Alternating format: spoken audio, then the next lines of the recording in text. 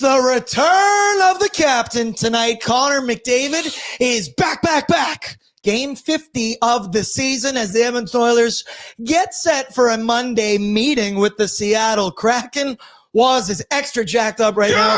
I wish we were live for the last 5 minutes in the studio because chaos has ensued because you got the chaos crew with you this evening. Hello, what up, and welcome to Pre-Gaming with Bordzy, brought to you by Sherwood Ford the Giant, and Pre-Gaming is a presentation of Bet365. Whatever the moment, it's never ordinary at Bet365. Download the app today and use the promo code NATION. It's weird.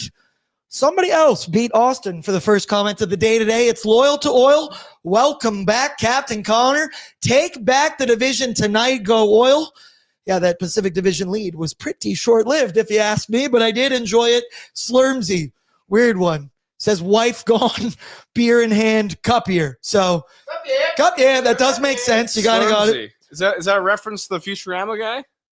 Like the slurm? Yeah. Good pull. There you go. Good pull. Shout out your Futurama knowledge there. Sergeant Battle. Hey, look, the second best Oiler returns to the lineup tonight. Let's fucking go. Then there's Austin. Fire up the band, Bordzy. Let's turn this shitty day into a good one. Boys, let's go around the room. I'm having an excellent day so far. Was, are you? It's been a pretty good day. And it's only about to go better. Supernova Connor McDavid does return. Fighting Amish. Hell yeah, brother. McDavid is back. Mr. Burns with the most creative first comment. Let's make calamari and fry these sea monsters in some oil. Cup, yeah. Cup, yeah. There it is. And then there's a lot of people in here. Bob Stauffer defending the janitor over Jeff Skinner. Don't dog Yanni like that. He's one of our OG dogs. He joined the Oilers in 2022. So don't really know what your definition of OG is, but I will probably do exactly that later in the show. Kiana, a regular, says happy game day, everyone. Feeling a big dub incoming tonight to start the week off right. Cup, yeah. Cup, yeah. Cup, yeah. And then Dude Guy 777 wants to let me know that he's eating chicken strips and craft dinner while watching this. That's a hell of a diet you got there, brother. That's a hell of a diet you got going on. And then James, Brett, I see you just started. Can you limit it to 1 cup year per episode? Cup, yeah. Time out for James. Time out for James. I'm not limiting to 1 cup year because it's a cup year. Cup, yeah. There we go. Yeah, it's a Sergeant Battle. Absolutely not. This evening, I am joined by the one, the only Matthew Wozniak. What's going on? Producer Brett going on behind the scenes, making sure everything is running smoothly. We got intern Peyton with us tonight, who I've also tasked with giving me a betting pick, but only doing it in an English accent the entire time. Interested for that one a little bit later. It's shocking how good of an accent he does. You're joining me. You are back from the Jasper Pond Hockey Tournament. You were down there this weekend. Shout out to Booster Juice. Shout out to Yeti. Shout out to all the sponsors that helped that event go down. And Shout out Fountain Tire.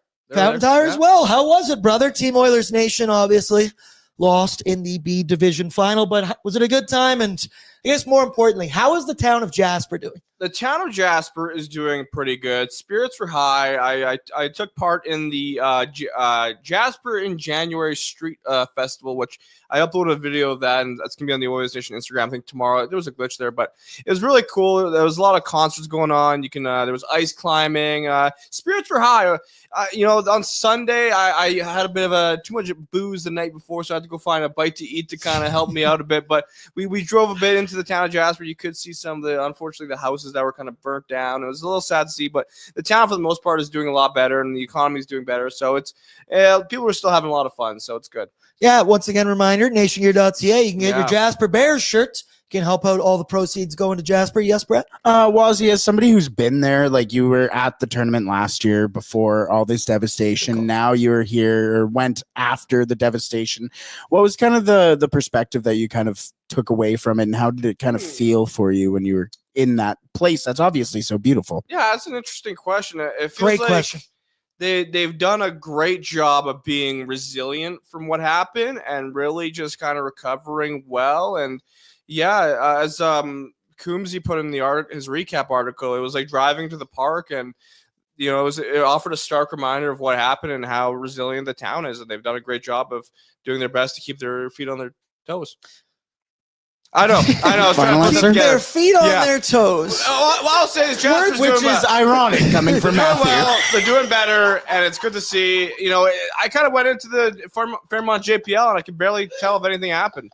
I don't want to share Waz's personal stuff, but that's Yeah. hilarious that was said there. Sorry, Matthew. Shout out to that. Brett already 5 minutes in, throwing him under the bus. Right on schedule, baby. Yeah. There we go. But it obviously looked like a great time. The views, incredible. Lake Mildred, absolutely beautiful. And want to give a big shout out to everybody in the town of Jasper and that was involved in this event. It looked like it went off without a hitch. Looked like everybody had a great time. You had Jeff Merrick down there, Johnny Lazarus, the ringer for Team Flames Nation. Bullshit, if you ask me. But our boys, they represented. I also point out to Coombsy. He was in Brazil for his wedding, went on his honeymoon.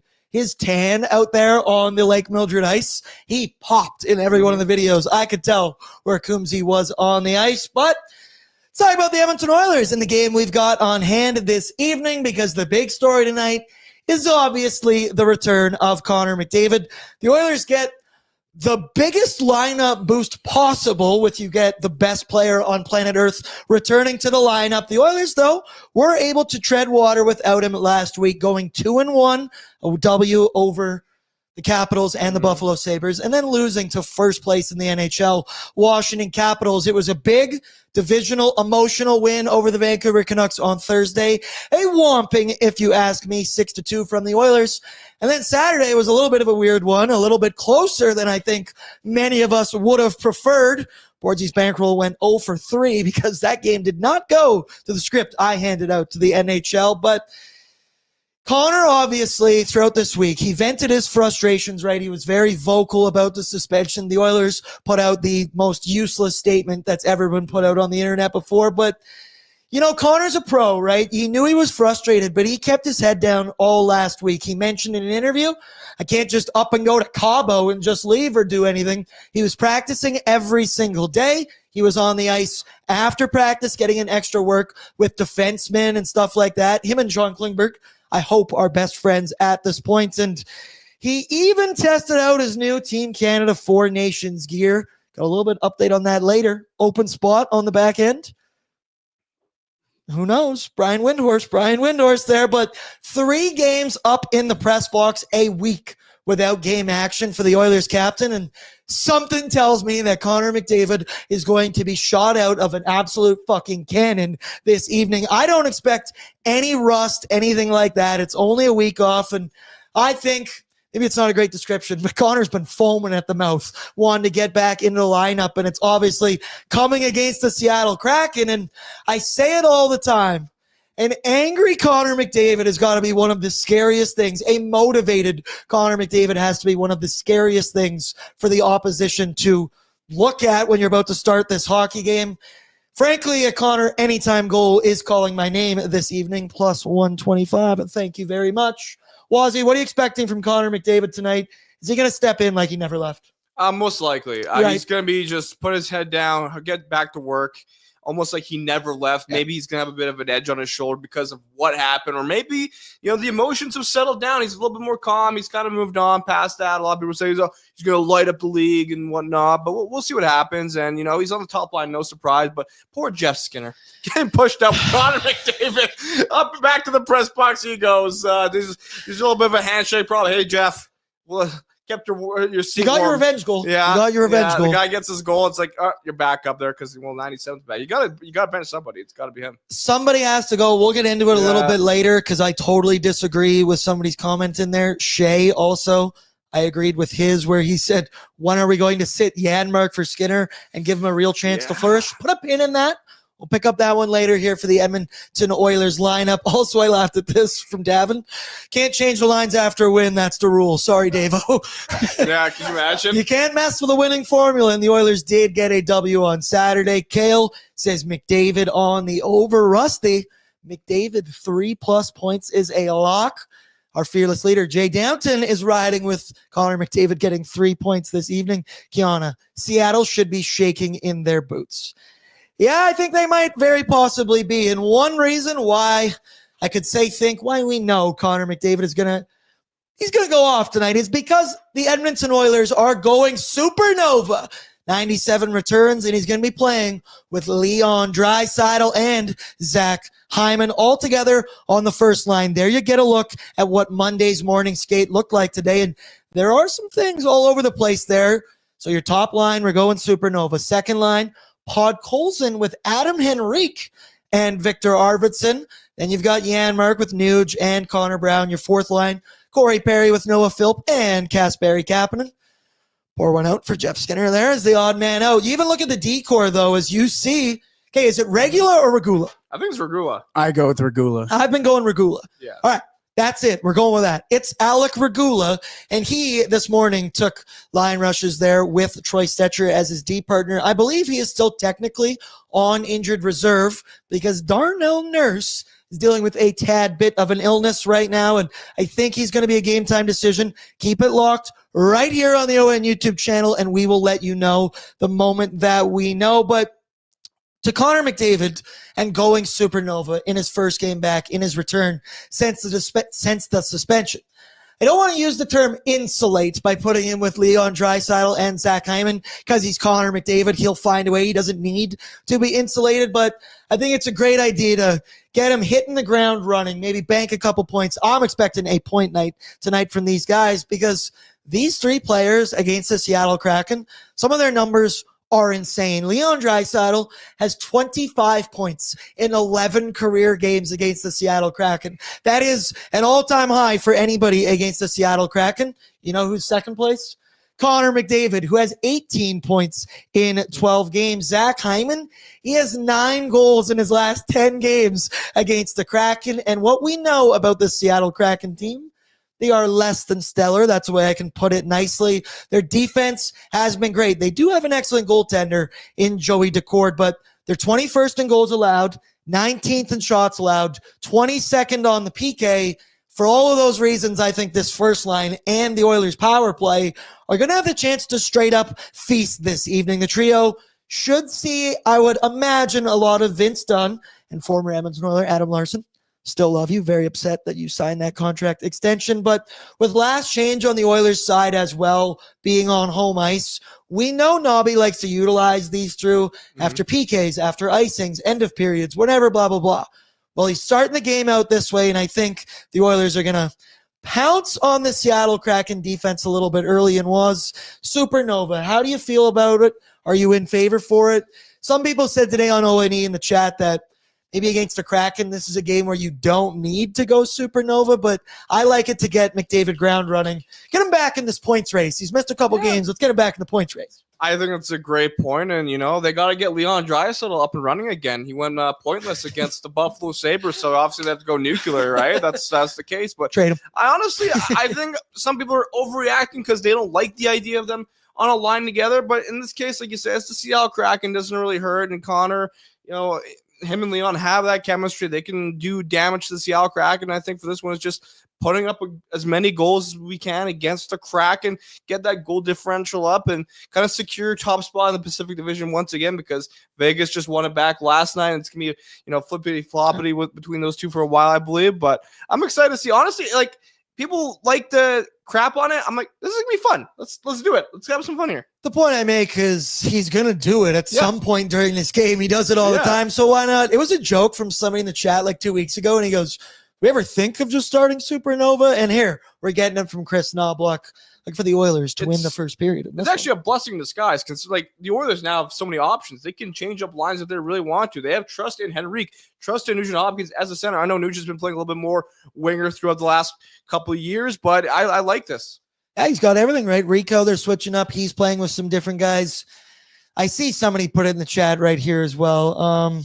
Maybe I'll just, whatever. I'm not going to be able to find it. But he said that Ryan Nugent-Hopkins is straight up playing with 2 anchors on his wing and Matthias Janmark and Connor Brown, and that we'll touch on it a little bit later. I'm not a huge fan of that trio, but the way Nuge is playing right now, doesn't really matter who's on his line. He's been doing it with absolutely everybody, and part of the reason I think the Edmonton Oilers they're heavy favorites in this hockey game on Bet365, They are 10-2 against the Seattle Kraken since they entered the league in 2021, 2022, including 7 consecutive wins. The Oilers, they've averaged 4.25 goals per game against the Kraken in those meetings, while allowing just 2.58 against. And additionally, the Edmonton Oilers, they're 14-3 as big home favorites, minus 170 or greater this season.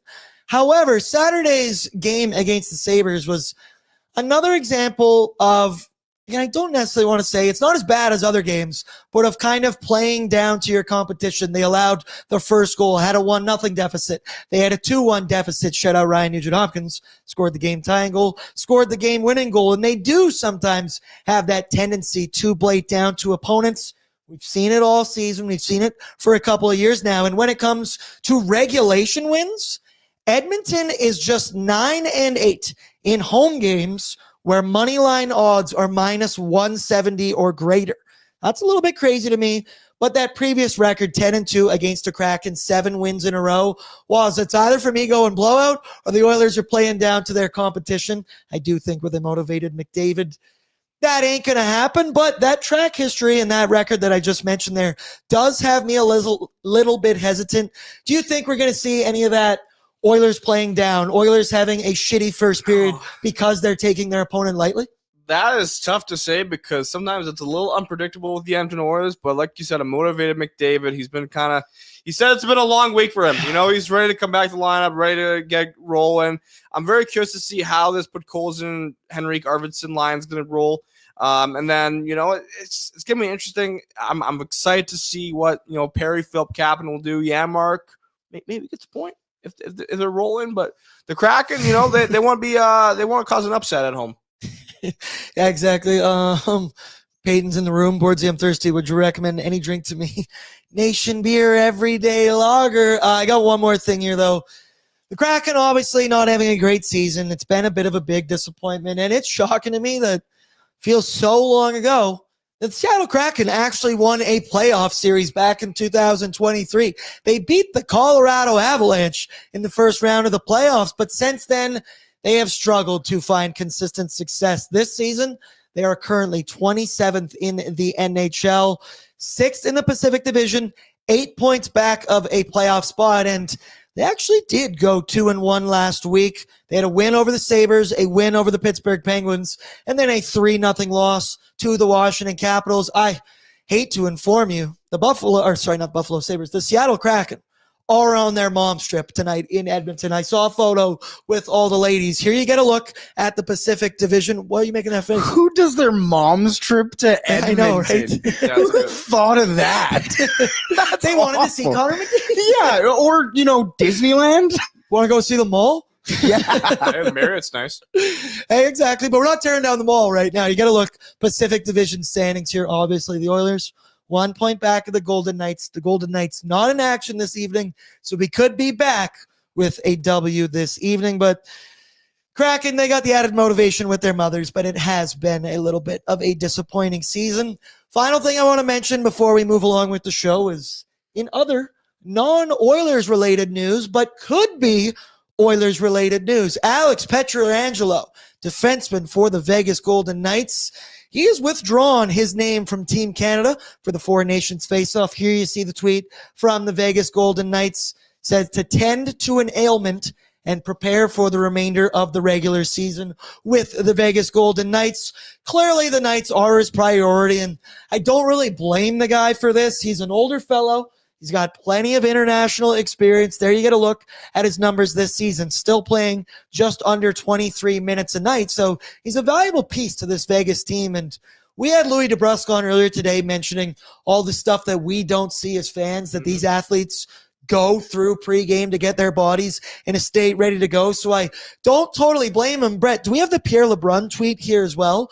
Throw that one up for me, because we're talking about replacements, and this Too Long Don't Read from Pierre LeBrun is saying they've got up until just before the Four Nations for them to name the defenseman. The preference is a right-handed defenseman, but they're going to take their time. He specifically, the further you go there, mentions Drew Doughty's imminent return and that he should have his first game back with the Kings in the next 3 to 5 games.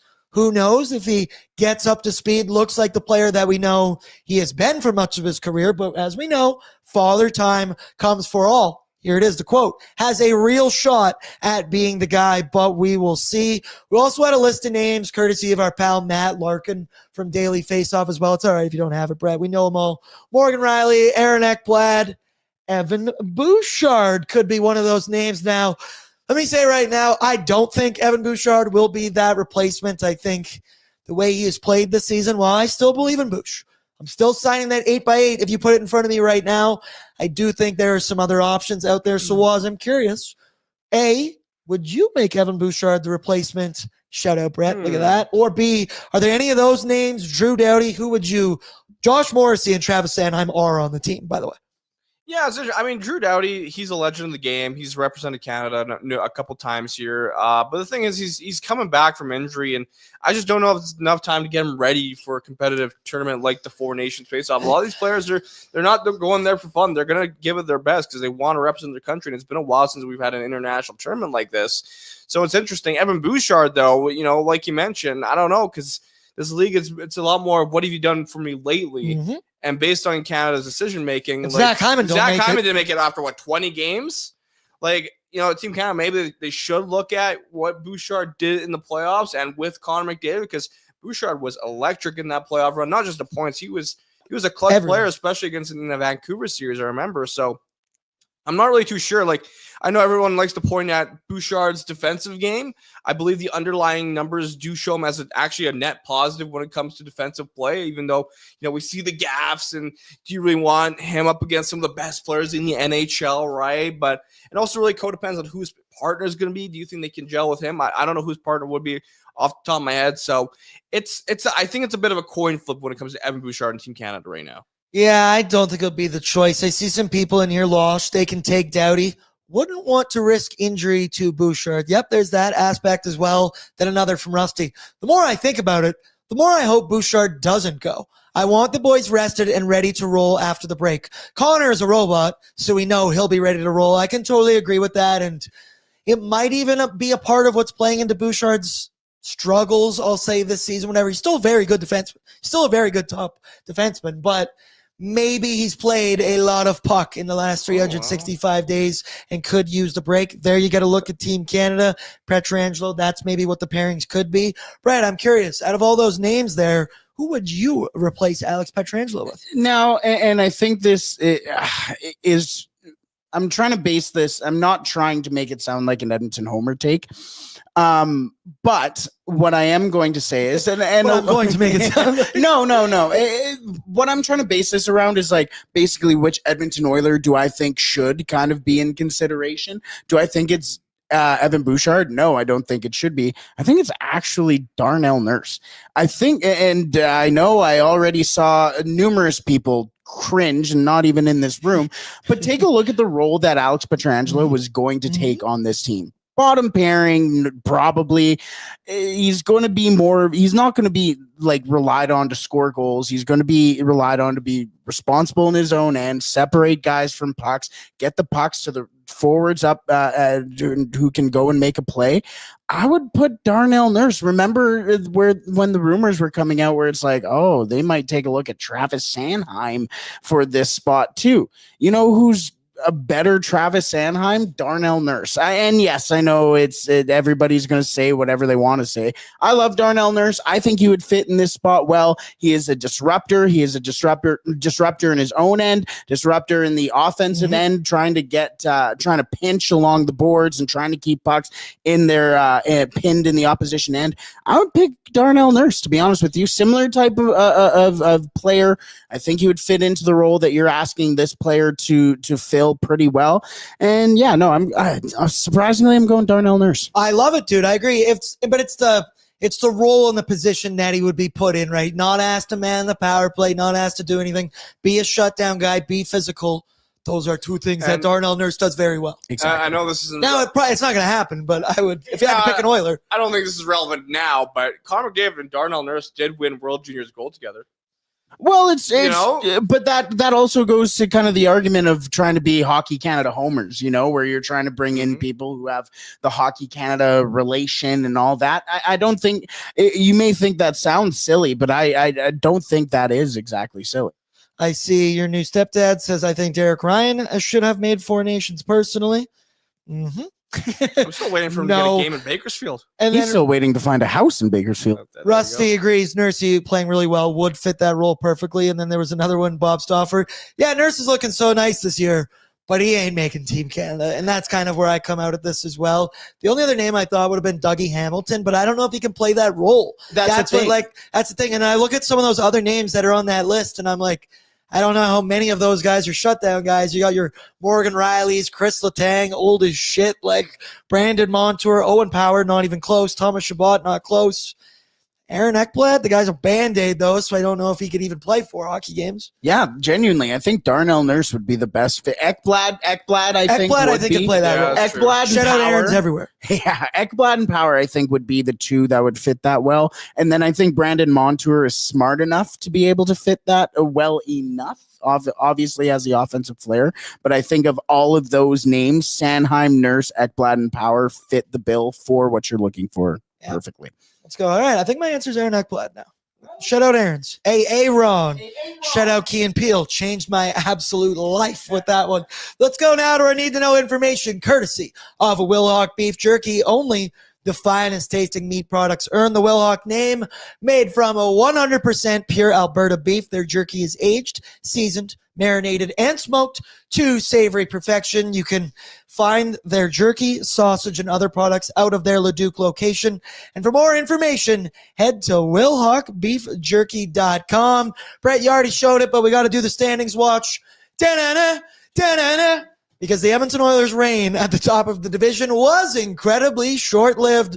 Golden Knights back in the top spot. Oilers 1 point back. The Golden Knights defeated the Florida Panthers 4-1 last night. Then you see the LA Kings 7 points back of the Oilers, but now with 3 games in hand. A win tonight, obviously, puts the Oilers back in top spot as Vegas is not in action. We're getting McDavid back. Oil went 2-1 without him in the lineup. They did outscore their opponents 11-5 in that stretch. Leon Draisaitl led the way with 5 points in 3 games. And weirdly, not even weirdly, thankfully, Nuge and Hyman combined for 5 goals last week. We asked for a lot of guys to step up in McDavid's absence. Both of those guys did. And then we mentioned it. With McDavid returning to the lineup, somebody's got to come out. And it's Jeff Skinner up in the press box after scoring against his former team and looking right at home on power play 1 in McD's absence. He's back to being the odd man out. Darnell Nurse ill this morning. Game time decision. I think we expect him to play in this one. And yeah, there we go. Darnell Nurse, John Klingberg, and Stuart Skinner were not on the ice this morning. Darnell was sick. John Klingberg was at the immigration office, and Stuart Skinner was at the hospital helping his wife give birth. We never know. No, I think we do know that he wasn't giving birth. Well, helping, I meant. All right, we're going to keep moving along here. Calvin Pickard will start tonight as Stuart Skinner is welcoming his second child into this world. Shout out, Stu. We saw a tweet earlier that said it was a baby boy. Yes. Shout out, Stu. Clap it up. Woo! Congratulations. I'm calling it now. 7 pounds 4 ounces. let's all predict the weight of the Predict 7 pounds 4 ounces. The name will be Benjamin, because Benjamin Skinner sounds nice. Ben Skinner? Okay. All right. Yeah, I can get down with that. I did make the joke earlier today that it's really hard for me when I'm looking at these guys who are considerably younger than me and they're already on child number 2. And insanely attractive. And way better mustache as well. It's not even close. 26. I'm aware, brother. And in some crazy news as well, shout out Tyler Palmer from the U of A Golden Bears will officially be the backup goaltender tonight. Shout out to Ty for getting this news out. Insider. Before the Edmonton Oilers even got the info out. Actually, shout out to Connor Hood from the U of A who let us know that this was going to happen before anybody else. He's going to wear number 40. Nothing would make me happier than the Oilers having a 7-goal lead and throwing in Ty Palmer out there for the final 5 minutes of the hockey game. But Calvin Pickard is going to get the start. He's been awesome lately. We'll talk about that a little bit later. The Kraken come into tonight 22, 25, and 3. They're 5-5 in their last 10 games. 6th in the Pacific, 27th in the NHL. And I mentioned it, Edmonton, they've dominated the Kraken since they've entered the league, won 10 of 12 meetings. And the Oilers have outscored the Kraken in those games 51-31.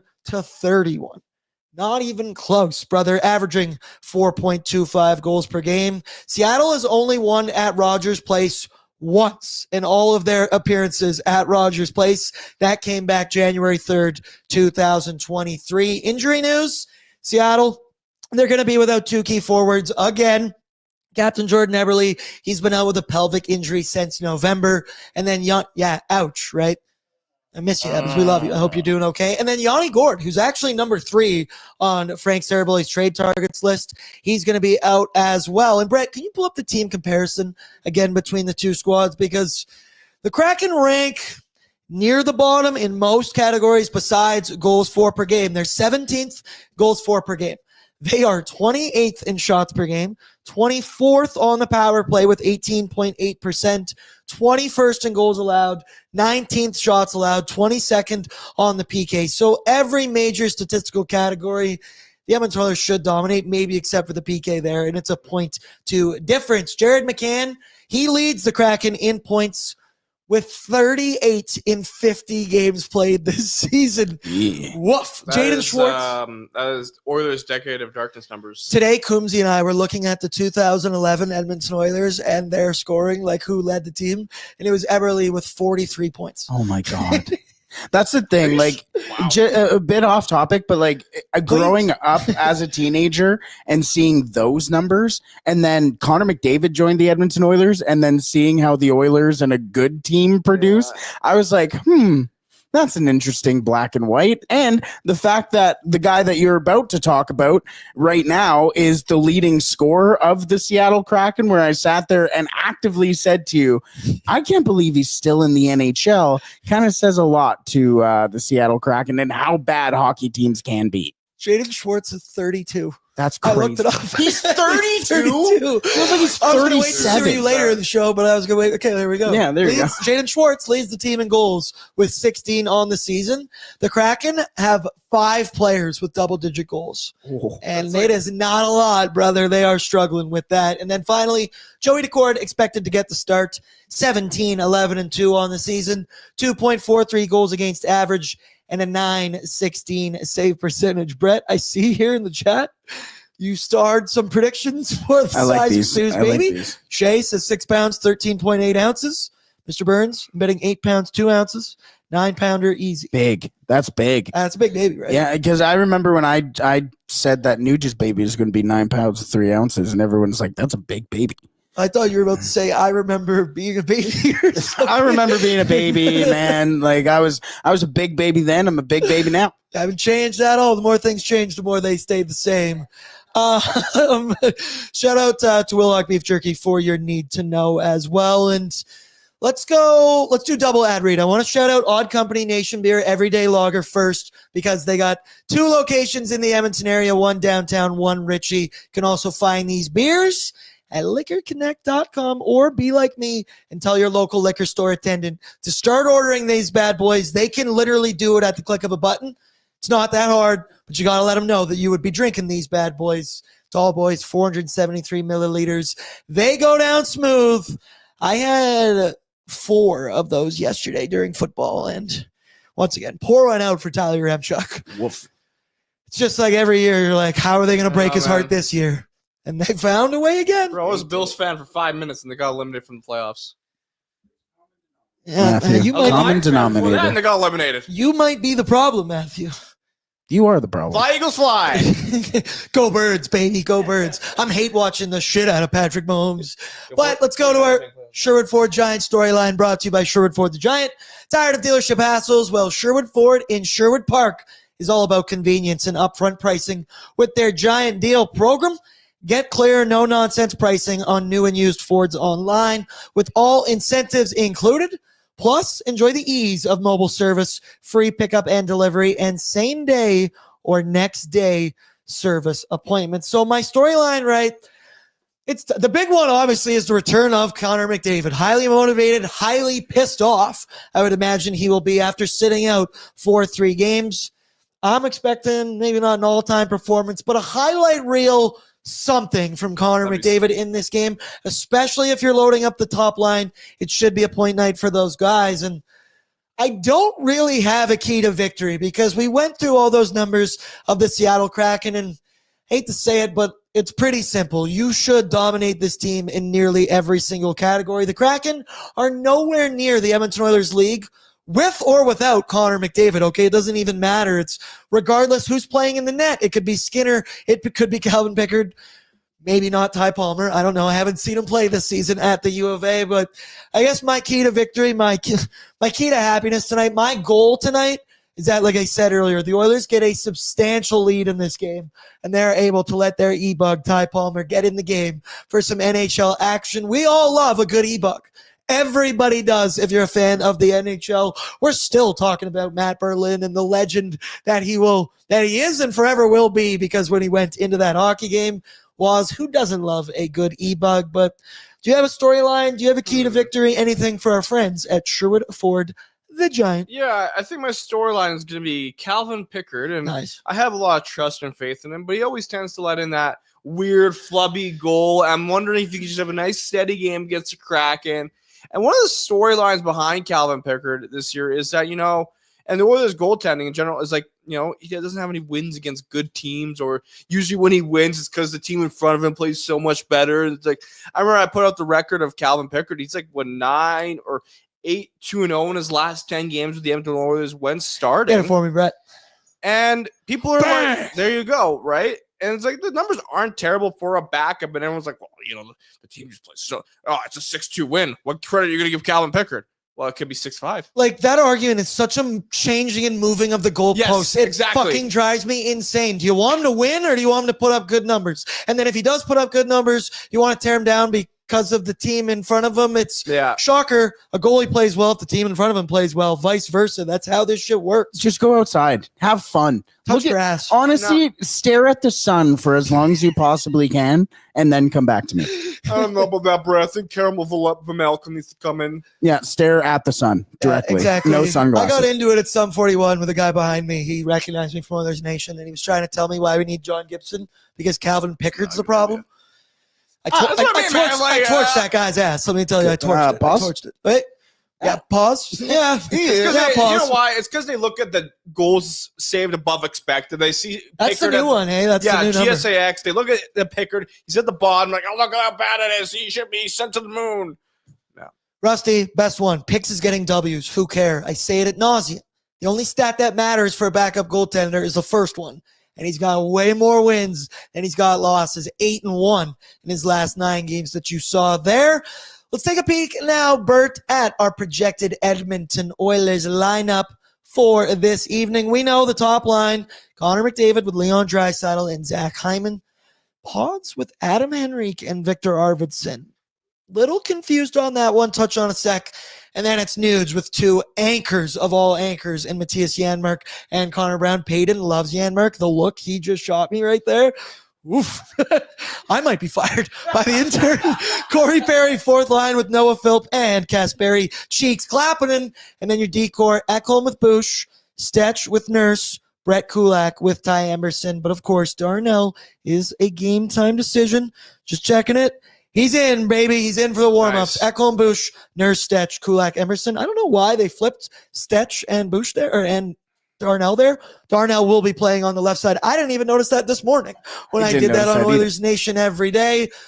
What I want to talk about is the Jeff Skinner saga that's going on right now. The Skinner saga is getting a little out of hand at this point. The man was awesome last week. Kind of did everything that you asked him to do. He scored a revenge goal against his former team in the Buffalo Sabres. He was a welcomed addition on power play 1 without Connor McDavid, and he was really starting to look comfortable out there. The smile he shot after scoring that big goal against the Sabres, it said everything. He was doing everything Nobby had asked of him, and then he's healthy scratched again, and he's back up in the press box. And I understand someone has to come out of the lineup for Connor McDavid. I just think there are multiple names that I would take out of this lineup before I would Jeff Skinner. Sorry, Peyton, earmuffs right now because Matthias Janmark continues to be a black hole offensively and when he has the puck on his stick.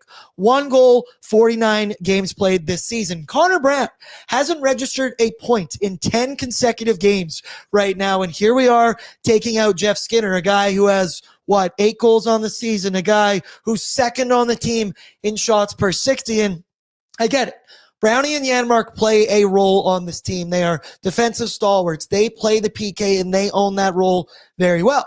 We debated on ONE today that I think if there was ever a game you didn't really need to be worried about the other team's power play, would be the Seattle Kraken going on this evening, and that Nobby has shown a willingness to have everyone sit out at points. We saw Brownie last year, Janmark last year, Derek Ryan, Corey Perry. He's changing out the decor as well, but that hasn't applied so far this year to those guys like Janmark and Brownie. I believe in them. I know what they're capable and what they did in Game 7 and in that Stanley Cup Finals series specifically, but I think either one of those guys could use a game up in the press box, and that Jeff Skinner has been doing the things that have been asked for him.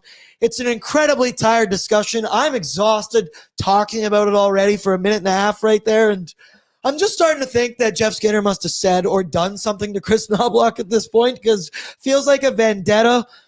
Waz, where do you come out on this one? And it's not saying that Janmark and Brownie, right, aren't crucial players on this team. They play the role.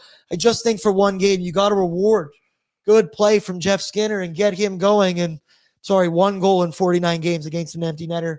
Janmark, I need more from you. I think Chris Knobloch doesn't care how many points or goals Jeff Skinner scores because he doesn't kill penalties and is not sound defensively and apparently doesn't work hard, I guess, in the eyes of Chris Knobloch. That is exactly why. And I was reading some of the replies to the post we made from ONE and why Skinner is scratched. Someone kind of made a good point. It's like some people get so fixated on points when scoring isn't an issue for his team. So having guys like Janmark who fills a penalty killing role is perfectly fine. Skinner isn't going to fill a bottom 6 role as he's not suited for that type of game. What do we think about that? I can understand that if it's your typical fourth line bang and crash grind kind of thing, but I don't know, the Edmonton Oilers fourth line right now, well, they have Kapanen and Philp, Perry. Those guys can play physical, but they do have offensive capabilities. Jeff Skinner has 8 goals playing on the fourth line all season long, and I do think he does other things than just score and whatnot. Now, I understand the defensive thing, and Nobby's been pretty straight up about this, so I can't complain. It's been hashtag in Nobby we trust. I don't think it would hurt to have Janmark sit out for 1 game against the Seattle Kraken. Brett, where do you come out? Yeah, it's kind of similar where I agree that it's not the type of role that Jeff Skinner plays. Like he's not a crash and bang type of fourth line, grind him out kind of guy, bottom 6 guy. But you've seen now, he's put up numerous games, multiple games now where Jeff Skinner is actually pretty good. And he was serviceable. He was able to go out there and get a goal, a comeback goal, 17 seconds after he went down against a team that you shouldn't have went down that easily, against his old team, got a little fire under his ass. And now you're talking about a guy like Matthias Janmark. While I am a supporter of Matthias Janmark, I do like the type of game that he brings. And while he hasn't been able to do it on the score sheet, I do think that he brings extra stuff off the score sheet as well. But you've seen Jeff Skinner play well recently. Why not just keep the motor going? Just let him keep going. I agree that it's not the role that he needs to be playing in, but he's been playing well in the last couple. Just give him a little bit more of a runway. And then if he starts looking a little, not useless, but a liability a little bit, then you can go and take him off. But till now, there's no reason. They just have so much more trust in Janmark. That's the thing, yeah, right? And I totally get it because he plays that role. And the same thing applies to Connor Brown. He's gone pointless in now 10 games in a row. And I don't notice a lot of Connor Brown out there. You notice the play dying on a stick, but once again, everybody keeps pointing it out here. Why are we questioning Nobby? Well, it's a pregame show, and that's kind of what we do to fill hours of content, but you guys tune in for this. But, your new stepdad, I trust the Knob Gobblers plan. Yep, amen, brother. In Nobby, we trust. Now, the other one, it's an interesting move here that Adam Henrique is going to be playing on the second line with Vasily Podkolzin and Victor Arvidsson. And Rico looked pretty good without McDavid in that lineup. Him Hyman, Perry line, they were fantastic against the Vancouver Canucks. He even played with Jeff Skinner for a bit over that week. He scored a beauty of a goal from behind the net against the Canucks. And tonight, he gets a top 6 shot. And right when I look at this, I think the natural choice you would think would be Ryan Nugent-Hopkins, especially with how well he's been playing. He has 3 goals in his last 2 games. He really, talk about needing guys to step up in McDavid's absence. Nuge, Hyman, they did it through and through. And the thing about Nuge is you'd think you'd want to put him on that line because he's done it here with Pods and Arvidsson. He's been productive, but Nuge has been productive with literally everybody that he's been a line mate with so far in the last, month of the season. McDavid, Hyman, Pods, Arvi, Janmark Brown, Corey Perry, Kapanen. You could literally name them all. So some people was discussed as a strange choice. I think this is more of a Nobby trusts Ryan Nugent-Hopkins so much that he knows he can put him with maybe 2 more, as I said, anchors in Matthias Janmark and Connor Brown and elevate their play. We've seen that trio when it's Adam Henrique in there be defensively conscious, a good shutdown third-line pairing. And while I think Nuge can still play that game, he might elevate the play of his 2 wingers. Then you go to the reverse. Rico's looked pretty good lately, and now you're giving him 2 guys, one in Pods, who's an incredibly hard worker, and one in Victor Arvidsson, who does have a high hockey IQ and could make some plays with Rico. Thoughts on that second line and Rico getting his top 6 shot? I'm excited to see Rico in the top 6. I mean, on the faceoff dot this year, he's at a 55 percentage. He doesn't score a lot, but he's also just a trustworthy player. He's hard along the boards. He's smart. He's got high hockey IQ, kind of like Ryan Nugent-Hopkins. Mm-hmm. So, and I think I wonder if the Oilers did a little bit of pre-scouting for the Seattle Kraken. I know it's playing the Kraken, but you want to approach every game a little bit differently. You want every opponent's a little different. And maybe this is just the way they want to attack the Kraken and secure 2 points. Nice. Mackay and Dry says, Bordzy, we think alike. Shout out to you as well. Before we go to the starting goaltenders, I've been seeing them, people. I've just been waiting for it because we got super chats in the chat. Reminder, all of your super chat donations are in support of the Ben Stelter Foundation, funds towards cancer research, all kinds of transformative philanthropy, and, of course, just helping out the families that are dealing with that cancer diagnosis. Bob Stofferson, $13.99. Prob my fave lineup. Brett, Big Boards, and Waz. Really happy where the Oilers are at right now. Let's go, Nation. Let's go. I'm just going to add in there. Cup, yeah. Cup, yeah. Roger, don't know how to say his last name, $20 on pregame, and let's go for the win tonight. Welcome back, Connor. Ben is watching. You know what? I'm going to throw another one. Cup, yeah. Cup, yeah. Cup, yeah. Also, somebody in the chat really complimented your hoodie, that they really like your hoodie. Oh, Brett. Thank you. Bought it at Chase Field while I was about 14 beers deep throughout the day. That was 14. No. Okay. I'm about to be in Arizona 14 beers deep as well. Yeah, I'm 2 weeks. I'm telling you from experience, it's trouble. How do you guys do that? I don't know. Lots of practice was. Let's go now. Starting goaltender report brought to you by Sherwood Power Sports and Marine. Hit the trails this winter and the waves next summer. As fellow hockey fans, the team at Sherwood Power Sports and Marine are helping Oilers Nation fans gear up. Home of an ATV for just $50 bi-weekly, or cruise the open water next summer for as low as $105 bi-weekly with a boat.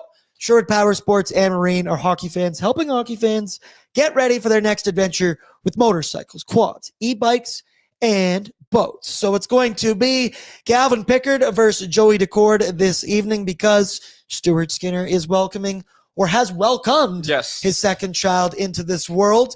It's a boy. Shout out to Jack Michaels here as well. I'm seeing 7:30, but he normally puts the puck drop exactly.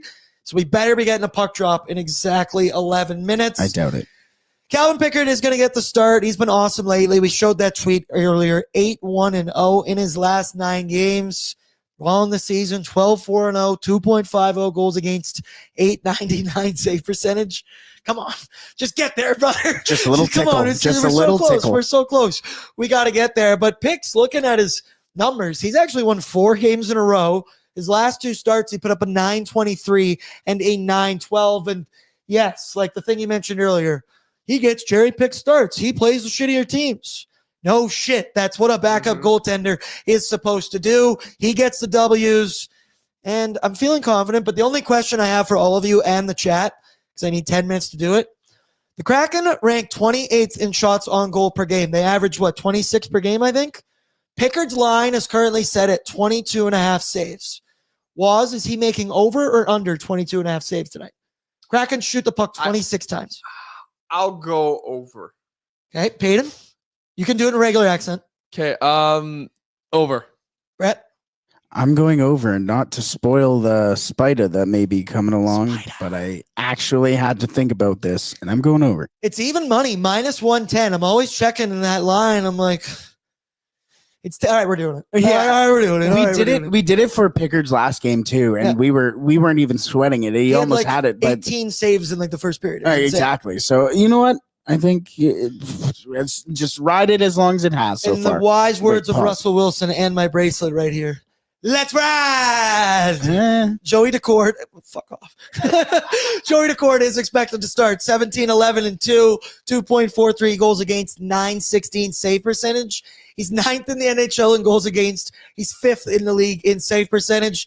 He's in the second year of a 5-year, $25 million deal.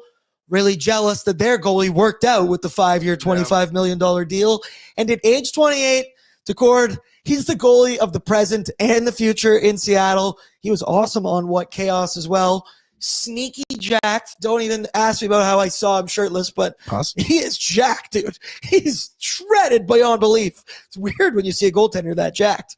Something interesting too about Joey Decourt is just his approach to the game. You mentioned his What Chaos interview, and just he loves hockey, and it's almost like he loves being a goalie, but hates that they can't score. He was talking about how much he just wants to join the play and stand in front of a goalie on a power play and be that net front presence, which I think is hilarious. But I also got a text from a buddy of mine who works within at Rogers Place in the media there. And he was saying, no, you don't. But he messaged our group chat today and mentioned that Joey Decourt before the game was using the goalie VR headset to kind of get himself into obviously visualizing the puck right before warm-ups, So I think that might be something that we see from this next generation of goaltenders, is just the integration of technology before, after, leading up to games as well. I thought it was very interesting to hear that. Great example of that as well. Jaden Daniels, cornerback for the Washington Commanders. He uses VR since he was in LSU all week to get prepared to see the different looks from defense. Shout out VR. Should we get an Oculus? I think we can use it for different reasons. I've heard. I don't know. Like movies? Yep. Yes, totally was. Absolutely. Joey Decourt, one of the few bright spots, I'd say, this season for the Seattle Kraken. Just going to move past that one. Let's go to the away lineup, brought to you by Greta Bar and Brunch for Ben, coming up February 22nd at Greta Bar. Edmonton takes on Philly. Doors open at 10 a.m. Puck drop at 11 a.m. Waz just kicked me now, so he's also upset with me about that. Tickets are $20. Get them at nationgear.ca. It's going to be an awesome event, all ages event, coloring contest for the kiddos, Plinko board for Bordzy, arcade games for absolutely everybody, and great food, great drinks. And we're going to be there bright and early. Best event we do, hands down. It's my favorite thing. So come on down. $20 tickets at nationgear.ca. The first game after the Four Nations. Really? Let's go. And the first half of a back-to-back. Oh, so it'll be, nice. We'll actually want to watch. Yeah, that'll be nice. That'll be nice. We'll be hype up. And, of course, at Greta. Yeah. I don't ever have a bad time at Greta Bar. This is genuinely my favorite. Yeah. We did playoffs. We've done a whole bunch of events. We're going to have watch parties as well this year. But this is my favorite event. Just seeing community, brother. 100%. Actually seeing all the names in the chat and then in person, and everybody's there for a great cause. And the fact than yourself. Normally when we're at Greta, and I am a proprietor of this obviously as well, but it's just a bunch of us drunk idiots. This is family. This is everybody. This is the reason why we come to hockey games. We watch hockey games. We watch it as a family. We all have a story of somebody that's older than us, some role model in our life, going and watching hockey and being a part of it. This is one of those times where you get to remember you're in a community event, you're in a community situation. This is one of my favorite events we have. Shout out to Snatch, and that's a great point. It really is. It's the community thing, but shout out to Snatch, My buddy, whose bachelor trip I'm going on, he just said, rumor has it Joey was playing Mario Party in VR. Could be. And then Bordzy, not me, chirped Waz and said, coloring contest for the kids and Waz is crazy. Inside the lines, man. Inside the lines. And so then pissed. so He's just so pull it mad. up. We got to go quick here. Show me the Seattle lineup. We can go through what we project to be their lineup this evening. 32-year-old Jaden Schwartz, Brett, with Old. Matty Beniers and Capo Caco. Andre Burakovsky with Chandler Stevenson and Oliver Bjorkstrand. Jared McCann, who leads this team in points, I guess is playing third line minutes with Shane Wright and Eli Tolvanen. That's a sneaky good third line. Brandon Tanev with Mitchell Stevens and Ty Karche. Deep pairings, Vince Dunn with former Oiler Adam Larson. Jamie Alexiak with Brandon Montour. Riker Evans with Josh Mahura. We kind of ran out of time. I want to talk about Shane Wright and that for a guy that everybody thought was going to be the first overall pick, it hasn't gone the way he wanted it to his career overall, but this season, he has 8 goals and 23 points in 47 games played, 2 points in his last 3. I think it's starting to pick up for Shane Wright. I don't know if he'll ever be that generational guy that people were talking about. I do not think so. Remember him slipping on draft day to the Kraken. But you look at this roster, give me one player. Give me one player who's your player to watch, who you're going to have your eye on tonight. Give it Chandler Stevenson. Can't ever go wrong with him. Honestly, I'm looking at this roster. Good on paper. Makes me wonder if this is our quarter-century team. They've been in the league for 3-4 years. Yeah, when I go through this, I think I'm going to grab the senior citizen in Jaden Schwartz. That Brett. Oh, nice. I took it from you. He leads the team in goals with 16. He is a pro's pro, right? He's been doing it for a number of years. He's pretty consistent when you think about it, and he's one of those veteran leaders on the squad. Also, Vince Dunn. I'd love him to be a future Oiler, but I know that's a pipe dream. That will never happen. Brett, go quick. You got one? I'm going with Shane Wright. You guys mentioned it already. A guy who had a ton of attention coming into the league. Hasn't really panned out so far, but he has been playing super well, playing with guys like Jared McCann and Eli Tolvanen, who's looked great since It's a joining pretty good Seattle. trio. It is a really good trio. So, yeah, just watch for how Shane Wright continues to develop. Obviously, Jordan Eberle is out of the lineup with a pelvic injury. Someone asked, is he out for the year? No, I do not believe so. I'm pretty sure he resumed his workouts in this past week. So who knows? And then, of course, Yanni Gord, number 3 on Frank Saravalli's trade targets list. Who was number 3 on his trade targets list last year? Adam Henrique. Bang, future Oiler. But Windhorst mean. And Ekholm was on it the year before that. He was number 7. Yanni Gord, Oh, you no. are an That's Edmonton not Oiler. 3. All right, let's go quick here to Bordzy's Bankroll, brought to you by Bet365. Whatever the moment, it's never ordinary at Bet365. Download the app today. Use the promo code NATION, all capitals. Bert, hit it for me, brother. The first one, guys, there ain't much thinking of this one. This is the top line through and through. My first one, Hyman, anytime goal at plus 120. He has scored 9 goals in his last 10 games against the Seattle Kraken. He has 16 points in 11 career games against the Kraken. And it's Leon, 2+ points, plus 125. It's always you're going to take either Connor or Leon. They threw a plus sign next to Leon. He's also been the MVP of this team. And insane numbers against the Kraken. 25 points in 11 career games against Seattle. He has 9 multi-point outings in those 11 games. We like Leon for 2+ points. And then finally, this is one, Brett, that I feel it in my cubes, I believe is the term that you use. Anytime goal, plus 120. He had scored 5 goals in his last 7 games before being suspended. Even more so, he has scored in 3 of his last 4 home games against the Seattle Kraken. All of the reasoning for all 3 of these is all 3 of these are going to be playing together all night long and on the power play. I like them. They're all plus money. We're plus chasing this evening. And Peyton, it is officially your time. He's been giving me an awesome English accent recently. So give me your Bet365 bet of the day. Well, listen here. I've been looking and I couldn't really find a bet, but I found one here. I want to be doing over 6.5 goals for this game. Ooh, what's the line for that? Does it say? Plus 105. There we go. So plus 105 for the over was. How do you feel about the over? All right, easily. Easily? Happen. Oh, yeah. Cheeky. Feel too confident. It's going to bite me in the ass. All right, Bert, now it's time. We've been all over the place today, but let's get grounded. And let's hear your spider this evening. I completely understand how crazy this episode has been today, and it's going to get crazier. Not really. But I have Edmonton. I have Edmonton money line as per usual. I have dry. Same thing. 2+ points. Very similar to yours. If you would have asked me which one of these I would take, I would have said all of them. Just about. I have McDavid. Anytime goal. Absolutely. I have Bush over 2.5 shots. Over 4.5 goals in this game. Darnell getting the blocked shots, obviously, as we are Why did neither of us pick Darnell Nurse? It's insane. Just wait. I know, right? Just wait, though. Over 1.5 block shots for Nursey, under 1.5 for Kulak, and over 22.5 saves for picks. So you're welcome. Little update on the block shot update. Brett Kulak 6, Ty Emberson 3. I don't want to show Doubling up on my boy right now. Doubling up.